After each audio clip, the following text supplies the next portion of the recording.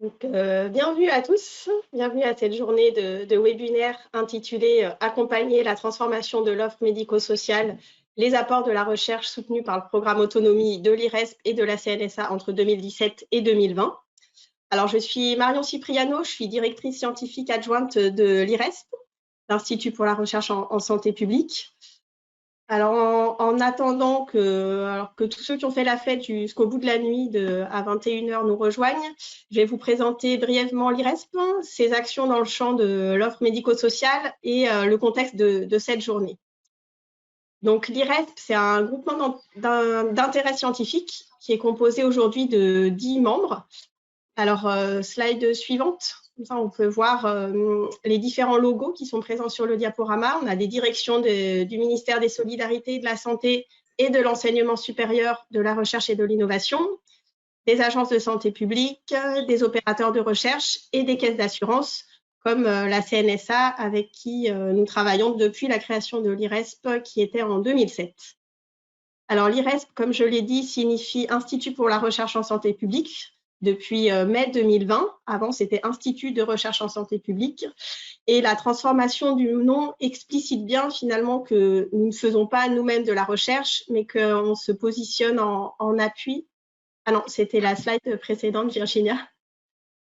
En appui, merci.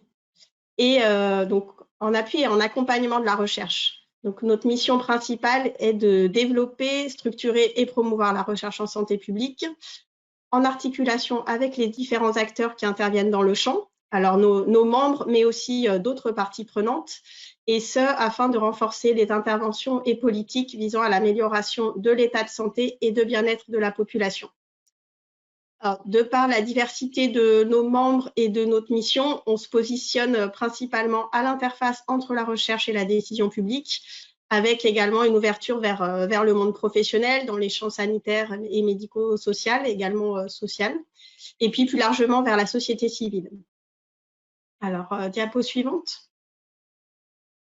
Alors, pour mener à bien cette mission, on développe différents types d'activités, selon le modèle que vous pouvez voir présenté ici, avec tout d'abord l'identification des enjeux et besoins de recherche, qui permettent notamment de construire des appels à projets, donc appels à projets que nous gérons.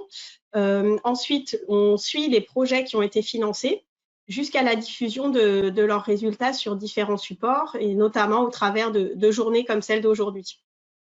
On espère aussi aller bientôt plus loin avec des travaux sur l'évaluation des impacts de ces projets. Sur nos principaux champs d'action, donc concerne bien sûr le champ de l'autonomie, en lien avec les situations de handicap ou le vieillissement. Également, on a de nombreuses actions dans le champ des addictions et de l'usage de substances psychoactives, et puis dans le champ des services, interventions et politiques de santé qui intègrent à la fois des recherches en prévention, promotion de la santé ou sur les services de santé et leur organisation. Alors, je signale aussi quelques lignes directrices fortes de la nouvelle convention constitutive de l'IRESP. Alors, je le disais tout à l'heure, notre nom a changé en 2020 et une nouvelle convention constitutive a été signée pour une durée de 6 ans. Et donc, à cette occasion, voilà, ce modèle d'action, ces champs d'action ont été un peu redéfinis et des lignes directrices fortes sont ressorties dans le travail collectif avec nos membres. Et donc, notamment la promotion de l'interdisciplinarité ou pluridisciplinarité, dont on sait l'importance finalement sur les champs, les différents champs que l'on soutient. Également le soutien aux recherches interventionnelles en santé des populations, celui aux recherches qui associent des parties prenantes, dont les recherches participatives, qui d'ailleurs sont des approches particulièrement soutenues dans le champ de l'autonomie en lien avec la CNSA. Et puis enfin, une volonté de renforcer les recherches, les liens entre la recherche, la décision et l'action, étant donné finalement la pertinence de ce continuum depuis le financement de la recherche à la recherche jusqu'à la mise en œuvre des politiques publiques. Slide suivante. Donc, en ce qui concerne plus spécifiquement le partenariat entre la CNSA et l'IRESP, alors j'attire votre attention déjà sur l'ancienneté de ce partenariat, je l'ai dit au début, qui remonte à 2007, avec une gestion des appels à projets par l'IRESP depuis 2011. Et donc, sur l'ensemble du champ de l'autonomie, on a 26 appels à projets qui ont été lancés, 125 projets qui ont été financés, dont 123 qui l'ont été tout en partie par la CNSA pour 13,6 millions d'euros. Parmi eux, on a 29 projets qui concernent l'offre médico-sociale. Donc, jusqu'en 2016, ces projets étaient déposés et financés via des appels à projets qui ne portaient pas spécifiquement sur cette thématique de l'offre médico-sociale, mais qui étaient plus larges. Et à partir de 2017, il y a eu des appels à projets spécifiques. Donc, il y en a eu 4 qui ont été lancés entre 2017 et 2020 et qui ont permis de financer 14 projets, donc parmi les 29 que j'ai cités au début, et ces 14 projets pour un montant de 1,4 million d'euros. Je signale aussi qu'en 2021, dans le cadre de ce programme autonomie, en partenariat avec la CNSA, 4 appels à projets ont été lancés. Un porte spécifiquement sur les services médico-sociaux et la transformation de l'offre. Et d'ailleurs, vous avez encore jusqu'au 31 mai pour candidater si vous le souhaitez. Donc, vous pouvez trouver toutes les informations sur le site de l'IRESP. Diapo suivante. Alors oui, je voulais signaler que les appels à projets spécifiques sur l'offre médico-sociale ils ont changé de nom à 2 reprises, qui n'a pas forcément favorisé leur lisibilité ni leur visibilité. Mais finalement, c'est une évolution aussi qui reflète une évolution des enjeux dans ce champ. Alors, en 2017, il s'agissait de l'appel à projet dispositifs et modalités d'accompagnement des personnes handicapées dans les établissements et services médico-sociaux. En 2018, simplement établissements et services médico-sociaux. Et puis, depuis 2019, établissements, services et transformation de l'offre médico-sociale. Donc là, on voit que finalement, on est parti d'un appel qui était plus restreint à l'accompagnement uniquement des personnes en situation de handicap, puis que ça a été élargi finalement à toutes les personnes nécessitant ce type d'accompagnement.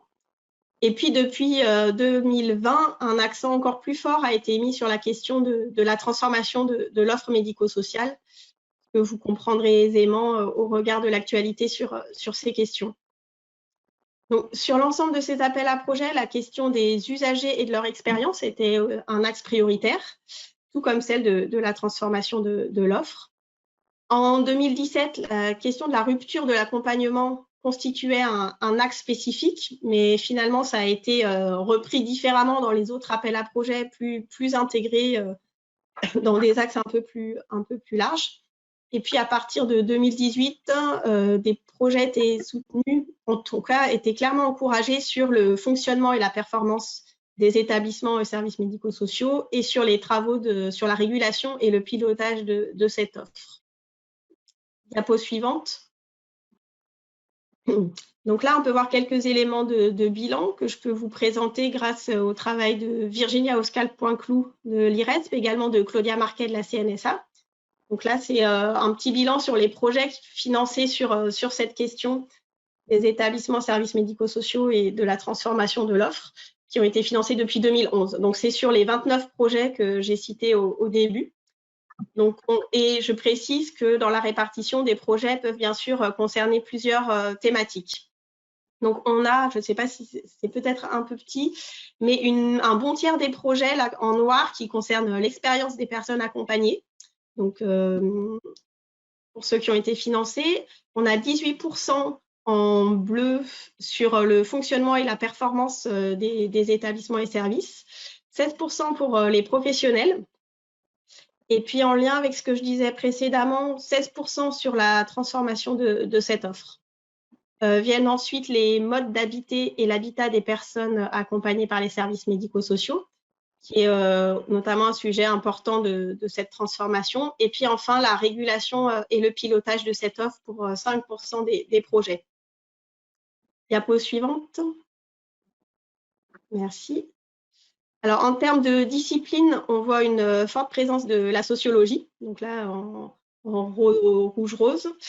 Alors, c'est aussi à relativiser dans la mesure où là, le diagramme est uniquement basé sur la discipline du porteur de projet et que finalement, derrière, on a aussi une équipe, voire plusieurs équipes qui sont constituées aussi avec des chercheurs d'autres d'autres disciplines et qu'on a aussi souvent des projets pluridisciplinaires. On retrouve aussi la psychologie en noir, en particulier sur ce qui relève de l'expérience des personnes accompagnées. Puis les sciences de gestion en bleu, que ce soit sur la performance, les professionnels, la régulation et le pilotage notamment. Et puis les sciences de l'éducation pour ce qui avait plus attrait à l'accompagnement des enfants. Et puis de manière plus anecdotique, la médecine, les sciences politiques et la géographie. Diapo suivante. Voilà. Enfin, en termes de population concernée par les projets, il y avait 21 projets qui concernent uniquement les personnes en situation de handicap, 6 uniquement des personnes âgées et 2 qui concernaient ces deux populations. Alors là, ce déséquilibre, il peut s'expliquer d'une part par un appel à projet spécifique qui concernait uniquement les personnes handicapées, comme je le disais, celui lancé en 2017. Également, parce que parmi les 29 projets sur lesquels portait l'analyse, la moitié finalement viennent des appels à projets qui ne portaient pas spécifiquement sur cette thématique des établissements et de la transformation de l'offre, et que dans l'ensemble des appels à projets, on retrouve sur le bilan général qu'on a réalisé, on retrouve finalement ce même déséquilibre. Déséquilibre, on peut noter qu'il tend toutefois à se réduire, notamment en particulier sur la question qui nous occupe aujourd'hui, dans le champ dont on parle aujourd'hui, et ce qui peut s'interpréter notamment par aussi l'actualité politique autour du grand âge et de la dépendance. Diapo suivante. Alors voilà, ces premiers éléments un peu de contexte donné sur l'IRESP, le partenariat et la CNSA. Je vais resituer très rapidement la journée aussi dans un contexte un petit peu plus général, notamment avec la stratégie quinquennale d'évolution et de transformation de l'offre médico-sociale qui va bientôt se terminer. Également un certain nombre de réformes et de rapports qui engagent finalement une reconfiguration profonde de ce secteur, avec en ligne de mire une nouvelle loi aussi sur la dépendance ou l'autonomie selon les éléments de langage qui seront retenus. Et puis, la loi donc voilà, vous l'avez compris, en tout cas, il y a une réflexion IRESP-CNSA pour soutenir la recherche dans ce champ et qu'elle puisse accompagner au mieux ces transformations en cours et à venir. Alors, c'est aussi la raison de cette journée qui a pour objectif de présenter et discuter les projets qui ont été financés via nos appels à projets pour finalement qu'on puisse bénéficier d'une meilleure connaissance du secteur et de ces chantiers de transformation, et puis dégager derrière des perspectives pour la recherche et pour l'action publique.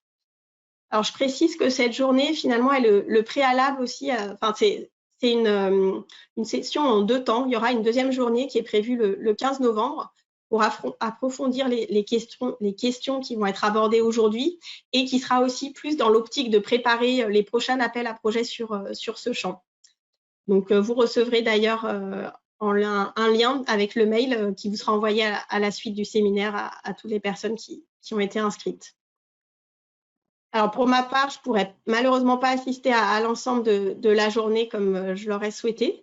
Mais comme vous tous, je pourrais aussi consulter le replay qui sera mis en ligne prochainement.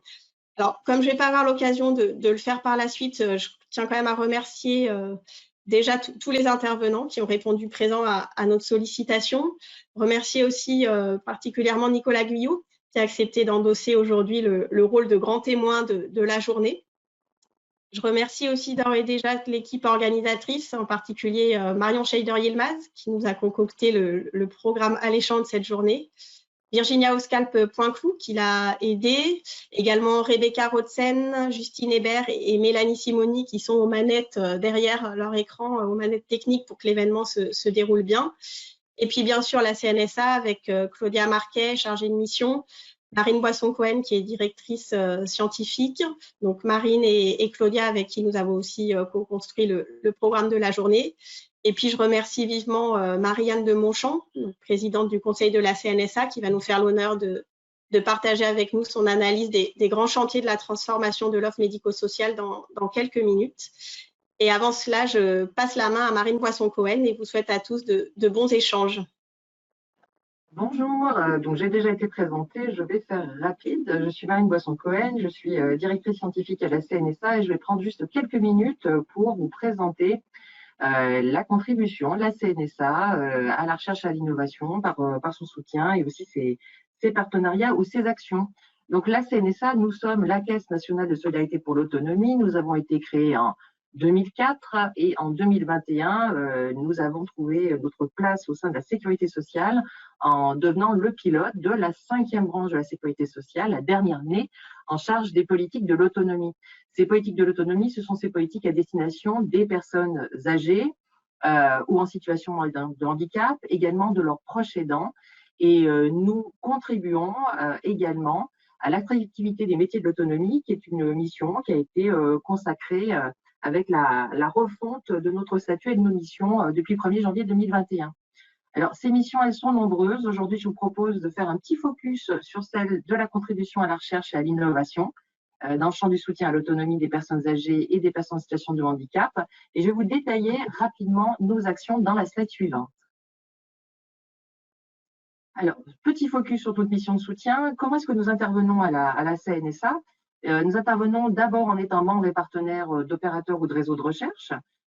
C'est le cas avec le GIS IRESP, mais c'est aussi le cas avec l'IRDES, ILPV, Institut de la longévité, de vieillesse et du vieillissement. Très récemment, la plateforme pour la recherche sur la fin de vie. Et ça inclut le financement d'appels à projets de recherche. Et c'est le cadre de ce programme Autonomie, qui est le nôtre aujourd'hui en termes de valorisation de travaux soutenus. Nous sommes aussi amenés à mettre en œuvre des contrats de recherche ciblés sur des priorités de politique publique. Donc en cours, on a un travail très conséquent avec l'IPP sur les trajectoires des personnes âgées en perte d'autonomie et les disparités départementales de prise en charge. Également, une recherche en cours avec la plateforme pour la recherche sur la fin de vie Covid-EHPAD qui questionne la situation de la fin de vie et des pratiques professionnelles autour de la fin de vie pendant la période du premier confinement. Donc ça vous donne d'emblée un regard sur ce que peuvent être nos soutiens et puis les priorités et les enjeux que l'on vise à éclairer au travers de notre soutien à la recherche. Et on mène aussi des partenariats ponctuels sur des enjeux majeurs de politique de l'autonomie, comme actuellement un partenariat avec la MIRES sur l'usage des technologies numériques dans le champ de la santé, de l'autonomie et de l'accès aux droits. Nous participons évidemment au financement de la conception d'infrastructures de recherche, et ça passe notamment par un soutien aux grandes enquêtes statistiques qui sont vraiment le pilier d'un éclairage sur les données de cadrage de l'autonomie et la situation des personnes concernées. Et puis, il y a la mise en œuvre et le soutien des actions de valorisation de recherche. Donc, c'est par essence cette journée que nous allons passer ensemble.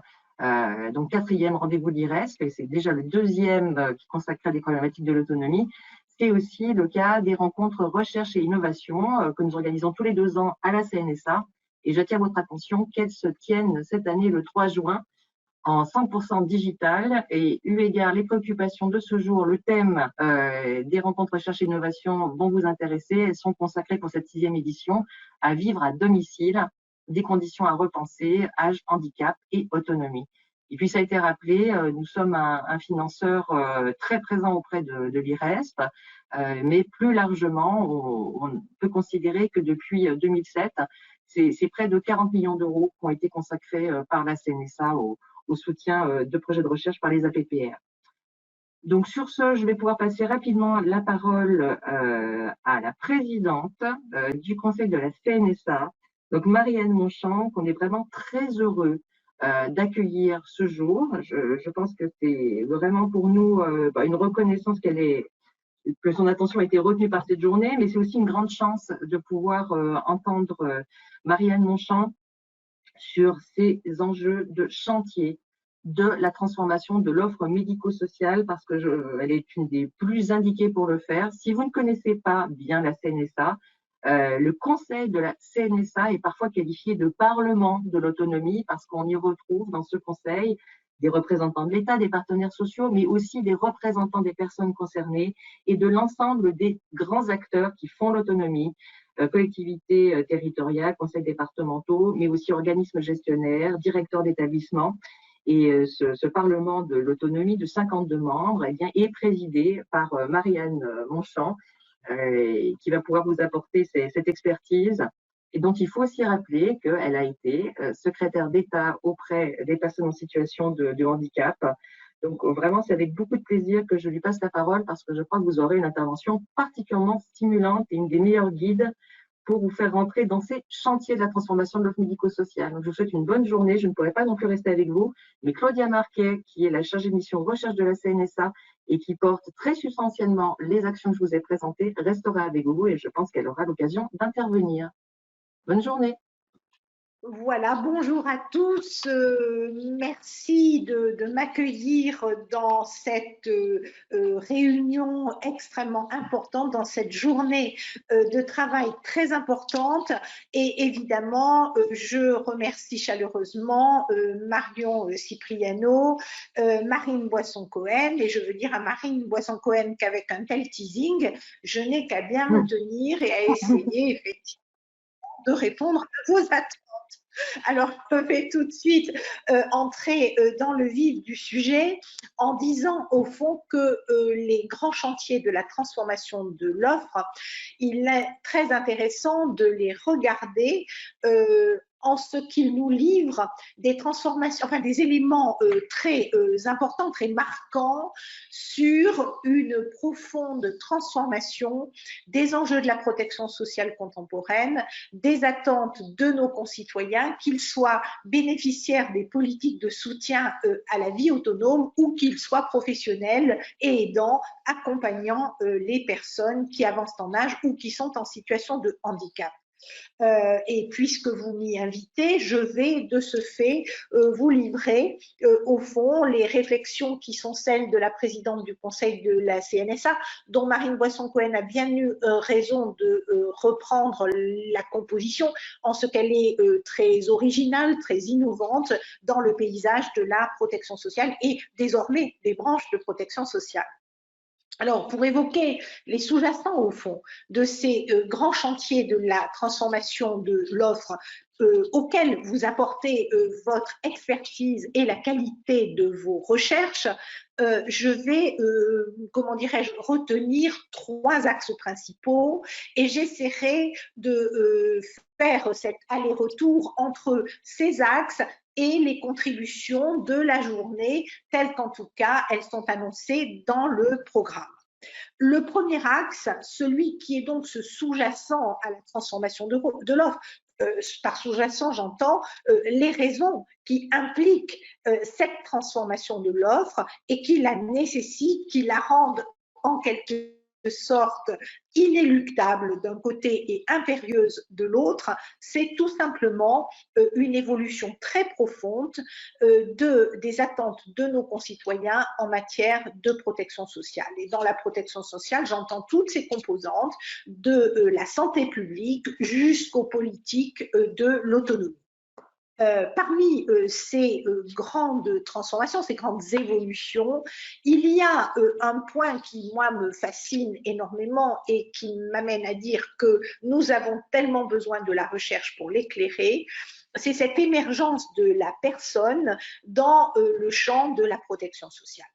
Il y a comme une évolution copernicienne, si vous me passez cette comparaison un peu historique, dans le positionnement même de la protection sociale, qui jusqu'à présent était en quelque sorte conçue par les politiques publiques pour apporter des réponses appréhendées de manière, je dirais, globale, avec des approches populationnelles, des approches segmentées, pour, au fond, tenter d'améliorer, d'affiner et de rendre les dispositifs des politiques publiques de plus en plus pointus et de plus en plus pertinents et de plus en plus efficients. Et puis, récemment, depuis le début du XXIe siècle, on a vu émerger une forme de revendication à bas bruit qui n'est pas toujours explicite, mais qui s'est traduite dans les textes, et en particulier la loi du 11 février 2005, mais pas seulement la loi sur l'adaptation de la société au vieillissement, les différents rapports qui ont été cités il y a un instant par Marion Cipriano, à qui je fais le petit reproche de ne pas avoir cité les contributions prospectives du Conseil de la CNSA, qui, malgré tout, il faut le dire, contribuent en quelque sorte à décrire ces différents enjeux en résumé, à travers tout ce corpus législatif et contributif à la réflexion, on voit poindre effectivement de manière très insistante la nécessité de, entre guillemets, partir de la personne. C'est-à-dire, au fond, de trouver dans un dialogue singulier avec la personne interrogée sur ses aspirations, sur ses attentes, sur sa biographie, sur la cohérence au fond qu'elle met dans sa vie, à exprimer, à formuler son besoin, son attente vis-à-vis du système de protection sociale. Pour faire très très court, on peut retraduire cela en être soi-même, être citoyen. Et on a d'une certaine manière une symétrie avec la situation des professionnels qui accompagnent la personne et qui, quand au fond on les conduit à exercer des tâches qui viennent en quelque sorte méconnaître cette dimension des aspirations et des choix de la personne, se trouvent dans des situations de fragilité, de pénibilité accrue au travail. Et je veux rappeler ici ces images d'une télé que nous avons tous vues avec une forme de sidération dès 2018 dans le grand mouvement revendicatif en EHPAD, mais aussi dans le secteur du domicile, où l'on voyait des personnels, des accompagnants, des professionnels de l'accompagnement médico-social expliquer quand ils travaillaient en EHPAD comment ils pouvaient être conduits par une organisation inappropriée, à faire manger trop vite la personne âgée, à être obligé de courir d'une toilette à l'autre, avec cette espèce de malaise que suscitaient ces images, de découvrir à la fois une organisation inappropriée et d'une certaine manière insuffisamment attentive à la situation de la personne accompagnée, mais aussi très maltraitante pour le professionnel qui tout seul assumait sur ses épaules, au fond, la responsabilité de ce rythme et de cette réponse relativement décalée et inappropriée aux attentes de la personne. Être soi, être un citoyen, être reconnu pour ce que l'on a été, pour ce que l'on est, quelle que soit la situation de perte d'autonomie, quelle que soit la capacité d'expression dont on dispose, quel que soit le niveau des troubles cognitifs qui affectent en quelque sorte la capacité à communiquer sur cet être soi. Voilà ce que nous voyons émerger dans la protection sociale contemporaine, et voilà la grande énigme, le grand défi qui s'impose à nous de regarder comment nos organisations médico-sociales peuvent se transformer pour continuer d'accomplir leurs tâches et leurs missions, mais pour intégrer le point de vue de la personne comme générateur en quelque sorte, impulsion première et inaliénable de la personne dans la quête de réponse qui est la sienne quand elle se trouve confrontée au handicap ou à l'avancée en âge. Avec ce défi qui rajoute en quelque sorte à la pression, c'est que nous sentons bien que quand nos concitoyens expriment qu'ils veulent rester chez eux, quoi qu'il arrive, qu'ils ne veulent pas être déplacés, relégués, comme dirait le Comité consultatif national d'éthique, dans des établissements médico-sociaux parce qu'ils ont le sentiment que ces établissements sont soit privatifs de liberté, soit en quelque sorte, si vous voulez, aliénants au sens premier du terme, nous trouvons au fond dans un risque qui est un risque d'incompréhension des fondements même de notre système de protection sociale, et je le dis parfois dans certaines de mes interventions, un risque un peu séparatiste qui consisterait à dire, mais au fond, à quoi cela sert-il de m'engager dans un financement solidaire dès lors que je considère que la réponse qui m'est faite ne prend pas en compte, au fond, mes aspirations. Alors, c'est effectivement pousser le bouchon un peu loin, mais je crois que nous avons dans d'autres politiques publiques et déjà un peu dans nos politiques de l'autonomie et de la protection sociale, des tentations, effectivement, d'éviction de certains, comment dirais-je, de nos concitoyens qui pourraient, pour de bonnes ou de mauvaises raisons, ne pas s'y retrouver pour faire court.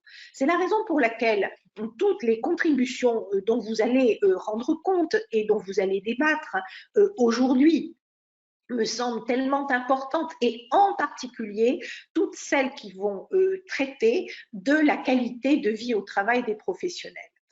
Moi, je suis évidemment extrêmement sensible à ces sujets, je m'intéresse beaucoup à ces questions, je l'évoquais à propos du choc des images télé du journal de 20 h où on voyait la pauvre ASH expliquer comment ça se passait mal pour elle. Mais je pense qu'il nous faut, alors là, recourir à toute votre capacité, à vous, les experts, les chercheurs, ceux qui sont capables de pousser en quelque sorte le modèle jusque dans ses retranchements pour en comprendre les mécanismes. Nous avons besoin de vous pour comprendre ce que sont les contrats de travail. Je prends cette illustration des professionnels du care, des professionnels de l'autonomie. Quelle est la nature du lien de subordination qu'emportent tous les contrats de travail en droit français dès lors que le professionnel va se trouver devoir prendre des initiatives extrêmement précises au contact de la personne et de sa famille dans un environnement qui est souvent le domicile et qui le deviendra de plus en plus. Je ne fais que pointer cet élément sur le lien de subordination, mais je me suis toujours interrogée sur le fait que la conception même de nos contrats de travail pouvait créer en quelque sorte des articulations difficiles, douloureuses entre le professionnel qui doit prendre sur lui des initiatives, produire des arbitrages, et que d'ailleurs certains modèles managériaux comme le modèle Burzorg que Marine Boisson-Cohen va contribuer à expertiser, si je puis dire, dans les travaux tout à fait importants de la direction scientifique et du conseil scientifique de la CNSA, ces modèles managériaux, disais-je, et organisationnels poussent effectivement vers des approches qui questionnent la nature même du contrat de travail. C'était simplement pour faire le lien, vous voyez, entre ce premier point, ce premier sous-jacent, émergent en protection sociale, l'être soi-même, l'être en quelque sorte citoyen et participant à la vie sociale, quelle que soit la situation de perte d'autonomie ou de handicap qu'il peut connaître. Le deuxième sous-jacent, c'est effectivement la dimension de la personnalisation. Une chose est d'entendre l'aspiration de la personne, une chose est de la reconnaître comme une personne à part entière et non pas comme une espèce de standard, objet de soins et objet d'accompagnement, mais d'arriver en quelque sorte à la fabrique d'une réponse qui soit tellement personnaliste qu'elle emporte réellement, effectivement, la satisfaction et l'adhésion de la personne à ce qu'on peut lui proposer.